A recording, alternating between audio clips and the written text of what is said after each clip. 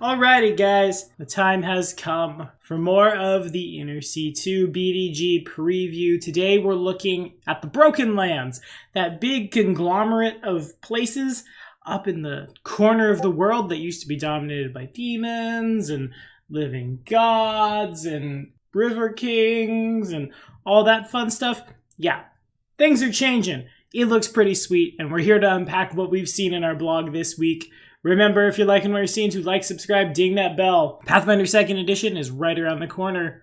And all that sweet, juicy information, you can find it here first. Today, this episode of the Inner C2 BDG preview is brought to you in part by Mr. Daniel Barker. Thanks for your help, man. Here we go. Okay, so first things first, boom! Rainbow Bear. Second thing second, boom! Baylor's skull. But all covered in flowers and stuff. Okay, yeah, that's all you needed to see. On you go, guys. Just kidding. So the Broken Lands is seeing a lot of changes going into 2nd edition. There were a lot of APs that went through here. So real quick, spoiler alerts, Iron Gods, Kingmaker, Wrath of the Righteous, you have been warned. Because almost all of these places are seeing huge lore overhauls continuing forward from those APs. Just gonna hit them in order. Quote, in Numeria, the Technic League has fallen from power. Yeah, probably because, like in the Pathfinder Kingmaker CRPG, they didn't have guns and were just Technic League's fighter and didn't make no sense. Anyway, I guess I'm still salty about that. Also, leaving the Black Sovereign Kevath Kol to kick his addiction to the mind-muddling drugs they've been feeding him for years, all on his own. What erratic behavior may come from the throes of withdrawal and what political factions may vie to replace the League, as the power behind the throne remains to be seen, but what we are seeing is a new deity, Cassandali. Straight up the god you helped create in the events of that AP. 33% of Triune and Starfinder will appear in 2nd edition as a deity, if this is to be believed. Behold that holy symbol. Behold that holy flash drive thing. Moving on, in the River Kingdoms, there's a new nation in the Stolen Lands, which has been conveniently unnamed. So we all win. Everyone's Kingmaker Kingdom gets to be in 2nd edition. Woo!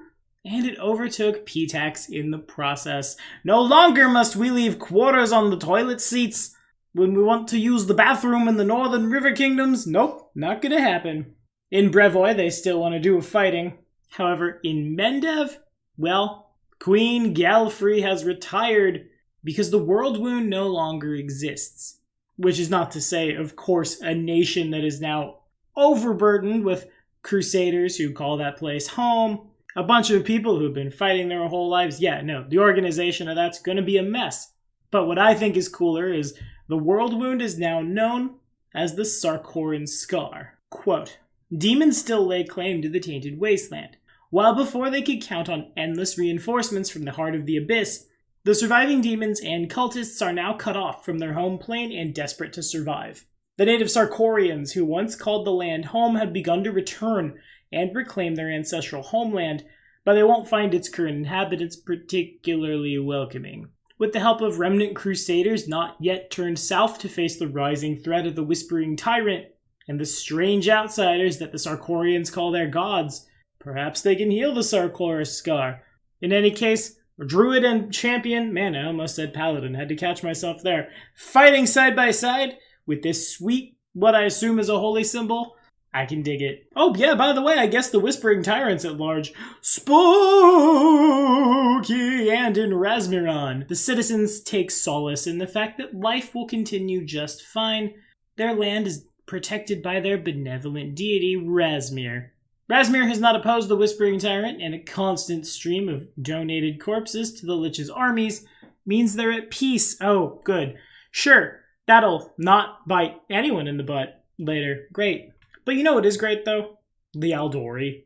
The Jedi of the high fantasy setting. We're seeing now that the Lost Omens World Guide will, of course, have new character backgrounds, as well as the Aldori duelist archetype, which is really exciting to me because that's truly my favorite martial. Hopefully this thing will get an extra reaction to do some parrying shenanigans. In any case, It looks really exciting. And I'm stoked to meet my new Rainbow Bear friend. What do you guys think about all this stuff? Where will we go to fight demons now? I guess it's more about fighting undead and living gods and things. Whatever. Are we excited to see what the God Callers of Sarkoris will be able to do in 2E? Does that mean Animal Companions will be playable? Fingers crossed! Let me know what you're thinking down there. Thank you guys so much for watching. We'll be back at you next week with another episode of the Inner C2 BDG Preview. See you then.